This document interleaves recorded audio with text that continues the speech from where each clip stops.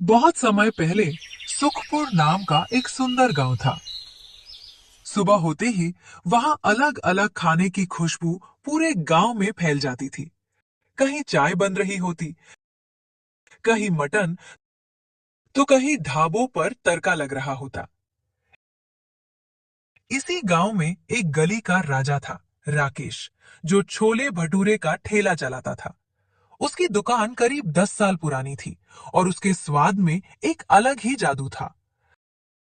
राकेश अपने भटूरे के आटे में हल्की सी सूजी मिलाता था ताकि भटूरे कुरकुरे बने। तलने के लिए वो मूंगफली का तेल इस्तेमाल करता। छोले रात भर भिगोए जाते और सुबह बड़ी इलायची, लौंग, दालचीनी और चाय पत्ती के पानी से उनका रंग और स्वाद बढ़ाया कल उसे जाता। निकाल देंगे। आओ भैया, गर्मा गर्म छोले भटूरे खाओ। भैया, थोड़े और छोले डाल देना। अरे भैया, एक्स्ट्रा चाहिए तो पैसे लगेंगे। भैया, आज भटूरे थोड़े छोटे लग रहे हैं। अरे जल्दी में बनाया है, पत्नी गांव गई हुई है। राकेश भले ही स्वाद का राजा था, लेकिन वो कंजूस और घमंडी था। उसके पीछे गांव के प्रधान नरेश का हाथ था, जो उसका जीजा भी था। दोनों ने मिलकर गांव वालों की कई जमीनें हथिया ली थी। पास के गांव हरिपुर में महेश अपनी पत्नी सीता और बेटे गोपाल के साथ रहता था, लेकिन कर्ज न चुका पाने के कारण उसका घर छिन गया।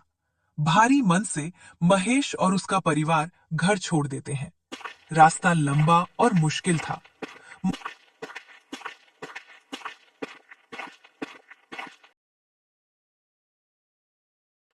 भैया, यहाँ रहने की कोई व्यवस्था है? हम नहीं रख सकते, लेकिन प्रधान नरेश से मिल लो।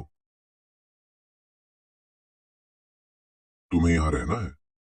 जी, हमारे पास कोई जगह नहीं है।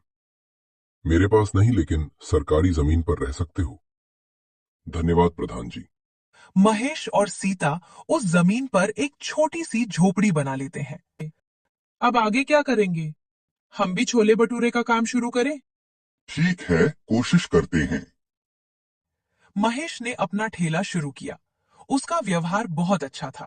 धीरे धीरे उसकी दुकान पर भीड़ बढ़ने लगी। भैया, थोड़ा और छोले ले लीजिए, पैसे की चिंता मत करो। जीजा जी, उसने मेरा धंधा खत्म कर दिया। कल उसे निकाल देंगे।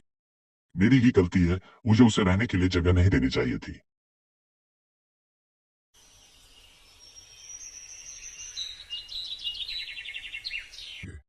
ये जगह खाली करो, हम पैसे दे देंगे। नहीं, हमें जमीन चाहिए। तुम्हें यहां से निकालेंगे।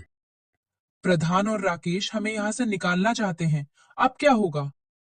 तुम चिंता मत करो भाग्यवान, मैं कुछ सोचता हूँ। उसी रात अचानक आप कौन है और हमारे घर में कैसे आए? महेश के घर एक अजनबी छिपा हुआ था।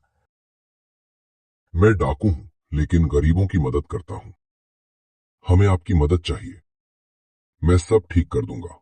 अगर आप मदद कर सकें तो हमारी बहुत बड़ी समस्या हल हो जाएगी। महेश, अरे ओ महेश भाई। भाई, जीजा जी को कुछ लोग उठा ले गए। मेरी गलती हो गई, उन्हें बचा लो। हम तुम्हारी मदद जरूर करेंगे, घबराओ नहीं, कुछ नहीं होगा। मुखिया जी को। हाँ, बस हमें बताओ वह लोग कहाँ ले गए हैं मुखिया जी को। महेश और सीता जंगल जाते हैं।